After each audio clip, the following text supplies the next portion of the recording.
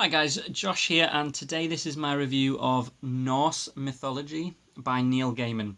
Neil Gaiman, I have to admit, is one of my favourite authors. I've read quite a few of his books and also taken his creative writing class on Masterclass. I went into this already thinking he was brilliant. I should also point out that I've read American Gods by Neil Gaiman, which is, of course, I think shows off his fascination with mythology, and it really does shine through. I think he's someone who has a huge knowledge of all sorts of pantheons and gods, and of course his famous comic book series Sandman, which has recently come out on Audible as a drama, and I will get to you when I listen to that, is of course based on mythology. He lives and breathes it, loves it, and it just comes across when he talks about it and writes about it that he is very, very knowledgeable on the subject. I'm also soon going to read Anansi Boys, which is of course about Anansi, the African trickster spider god. So I went into Norse mythology ready to love it. Did I love it? Yeah, yeah, I did. It's great. I should talk about what it is because it's written in an interesting way. Of course, he didn't make up anything that was in this book.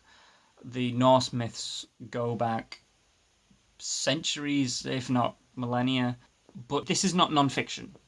This is not a book where he's saying, okay, I'm going to tell you what the Norse believed. The Germanics believed in Woden, and then it became Odin when they got up into Norway and Scandinavia. No, he doesn't do any of that.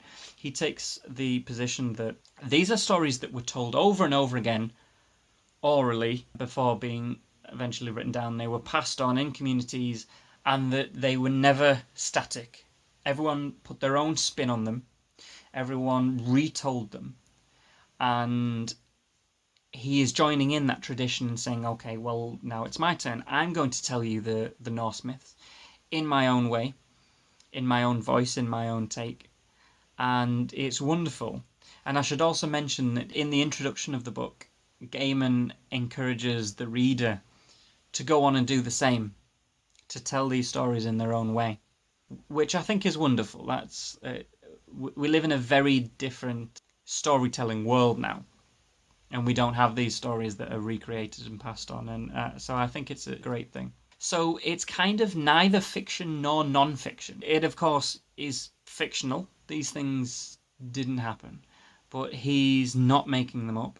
And he's also not straying too much from the source material.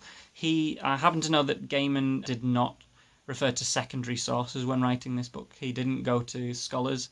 He went to a series of different translations of the Norse epics, particularly the Poetic Edda. And so he tells in his own way the stories of Odin, of course, of Thor.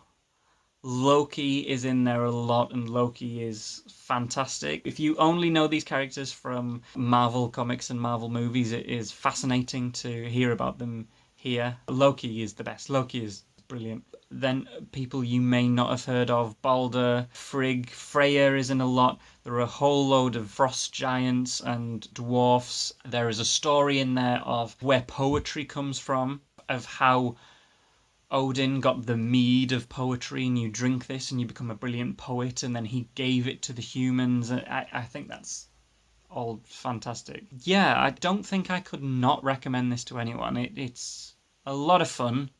You're getting a lot of history. It's educational while not being dry, and you don't feel like you're learning. You feel like you're just hearing stories, but you are learning the history of the Norse people, and it is so much the stronger because you get Gaiman's enthusiasm shining through it the whole time, and it makes you want to learn more about them. It did me. I want to go away and read more things. I want to find the primary sources. I want to read those original epics in modern English translations, of course. And I want to find the other versions of these stories, and also the stories he didn't get around to writing, because I'm sure he just picked his favourites.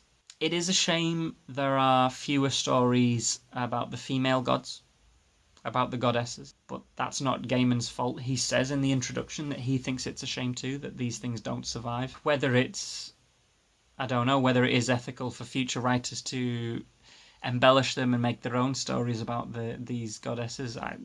That's open to debate, and is a far greater topic than this video. Maybe we'll discuss that in the future. That could be a good video to do. I'll make a note of that. Yeah, so, I mean, if you like Neil Gaiman, this is a must-read. If you enjoy Thor and Loki in the MCU, then go ahead and get this book. If you like myths, if you like history, or if you just like some really exciting, suspenseful, and funny stories, go ahead and get it. Norse Mythology by Neil Gaiman. You won't regret it. It's brilliant.